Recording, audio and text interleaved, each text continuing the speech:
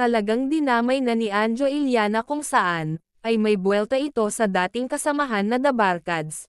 Walang iba kundi si Alan Kay, kung saan, ay nagalit itong si Anjo dahil sa sumawsaw daw kasi itong si Alan Kay, sa isyo nito kay Tito Sotto, isang sekreto ni Alan Kay, nilabas ni Anjo Iliana.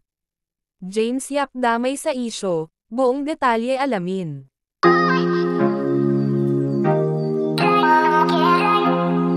Maraming nagulat sa mga revelation ni Anjo Iliana na naging host at naging matalik na kaibigan noon sa mga kasamahan na The Barkads sa Itbulaga.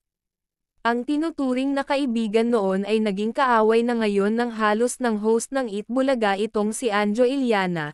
Lahat kasi na hindi sumasang-ayon at hindi po mapabor kay Anjo ay nilabas ang mga baho nito sa kanyang social media account, kung saan, ay nag-live ito at isiniwalat ang mga sekreto na kanyang nalalaman umano sa dating mga kasamahan at kaibigan.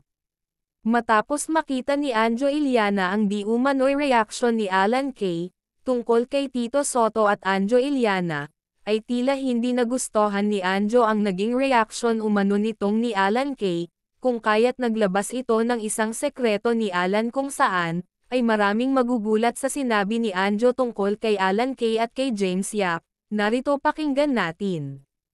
Yes, good afternoon at kumusta kayong mga binabagyo? Palakas ang ulan, kaya dyan lang kayo sa bahay, nood-nood.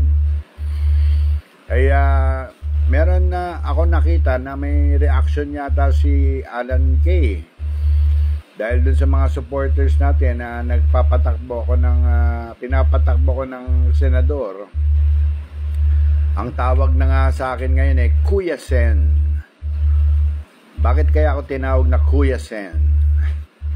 Anyway, ang sabi ni Alan Kay, according to dun sa nabasa ko wag na daw akong pumasok kasi makakadagdag lang daw ako sa problema. Siyempre opinion niya 'yon. O ngayon natapos na siya magbigay ng opinion, pwede na magkwento ngayon. Ganun kasi ako Nagalit kasi itong si Anjo kay Alan nang ma-interview ito at natanong sa kanya tungkol sa pagtakbo niya bilang senador sa susunod na halalan, at hindi nga nito nagustuhan ang komento ni Alan tungkol sa kanyang plano.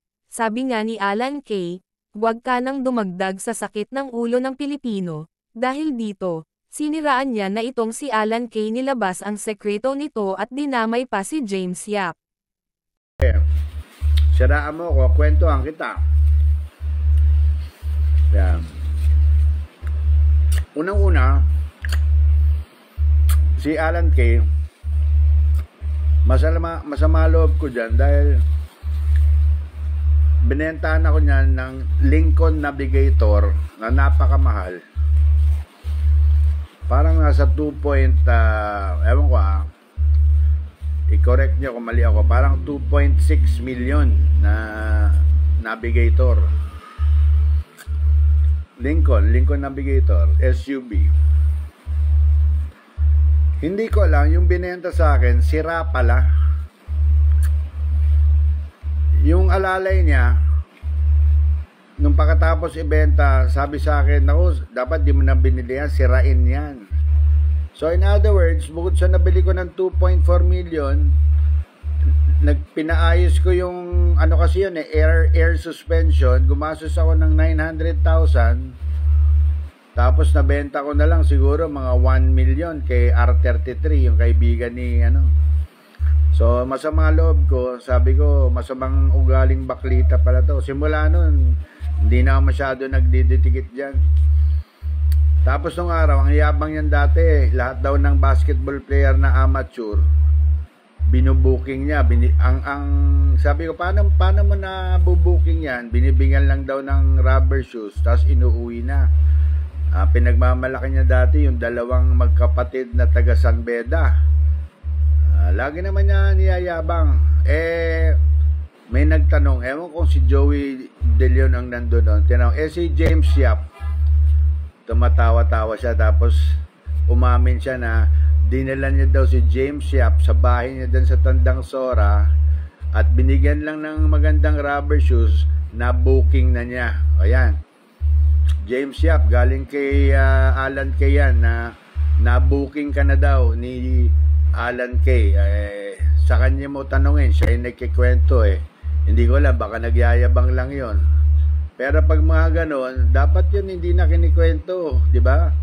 Dapat di na pinagyayabang. Pero yung pong pinagyabang niya, Mr. Counselor James Yap, nung hindi ka pa daw professional, sapatos lang daw ang katapat mo, na-booking ka na. Kaya yun po. At maraming salamat, Alan Kay. At sige, banatan mo ako at baka may alam pa ako sa iyo. Maraming salamat at abangan ang susunod na kabanata.